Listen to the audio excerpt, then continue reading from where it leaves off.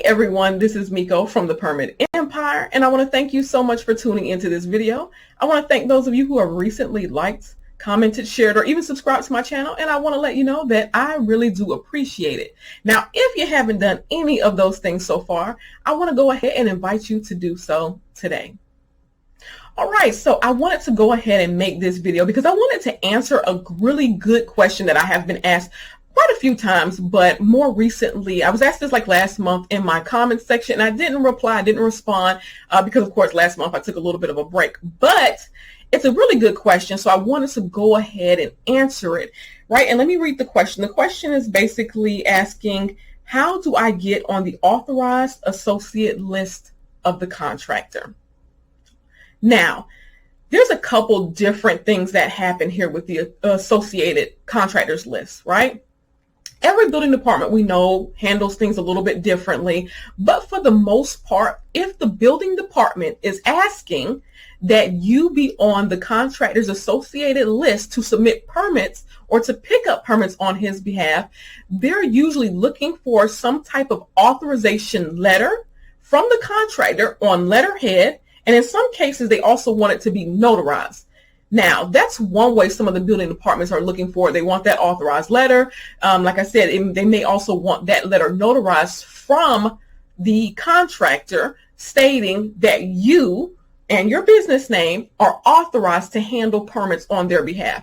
That's, like I said, that's one way. But in a lot of cases, what I have noticed, the authorized associates list is something that the building department already has a letter for it or a form for it, some type of affidavit or acknowledgement form. They already have one that all you have to do is have the contractor sign off on, and in a lot of cases they want that notarized as well, but that's usually what they're looking for. This, again, their acknowledgement form or their authorization form is just a form stating that this contractor is okay with you being able to pick up, submit, even take phone calls on behalf of that permit or the permits for him or her. That's usually what this is all about. This is something super simple. You can check with your local building department. A lot of times they will have forms, even right on their website, because I've noticed even more building departments are going online, even more. So if you go to your local building department's website,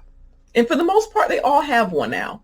You go to their website and you go to the forms tab. They usually all have a forms tab that I've seen so far, and you'll be able to see it there. They usually have some type of contractor affidavit or contractor associated list affidavit. There's usually something there.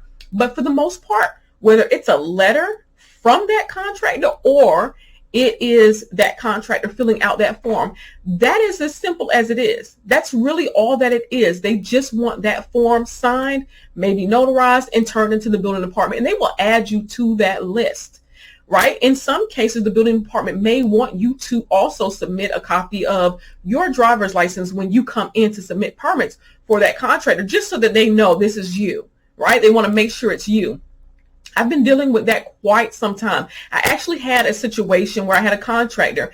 He called me. I had already submitted the permit. Everything got approved.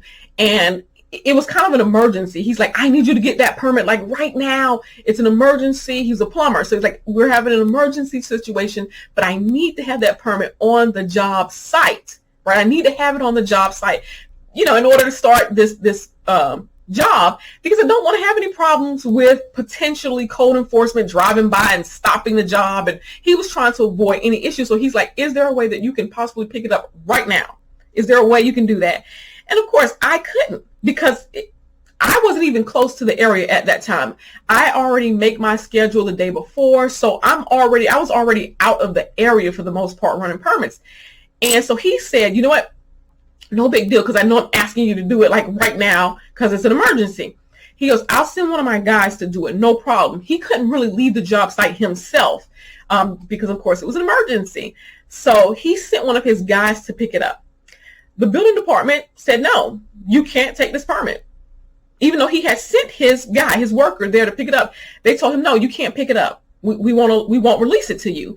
And he was like, why? He got the contractor on the phone, and the contractor was able to talk to the building department rep, but the building department rep told him, hey, you do not have this individual on your authorized list of individuals or businesses who can pick up your permits.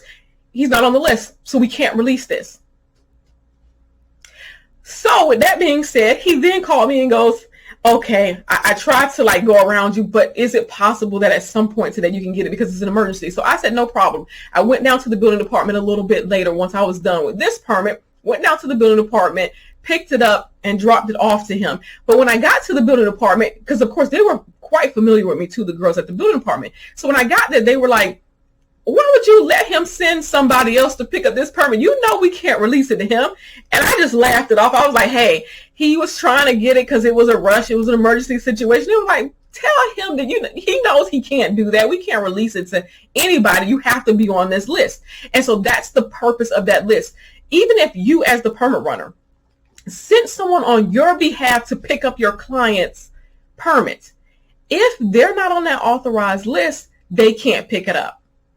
Now, not all building departments require the contractor to have an authorized list, but a lot of them do. And one building department actually told me that they require it because they've had quite a few permits gone missing. The contractor would call later to say, I'm going to come pick this permit up, or he would come to pick the permit up and the permit was already, given to someone else. And so that was part of the problem. They were trying to control that. Again, not every building department requires that authorized list, but for those who do, it's usually a really simple process. Like I said, again, it's usually a letter from the contractor on letterhead. It might have to be notarized, or the building department has their own affidavit or acknowledgement form that needs to be signed by the contractor, just specifying that, hey, you are allowed to pick up permits and submit permits and handle permits on that contractor's behalf. So I hope I answered that question for you. I hope if anyone has a question about that you go ahead, feel free to leave that question below in the chat. And I look forward to chit-chatting with you later.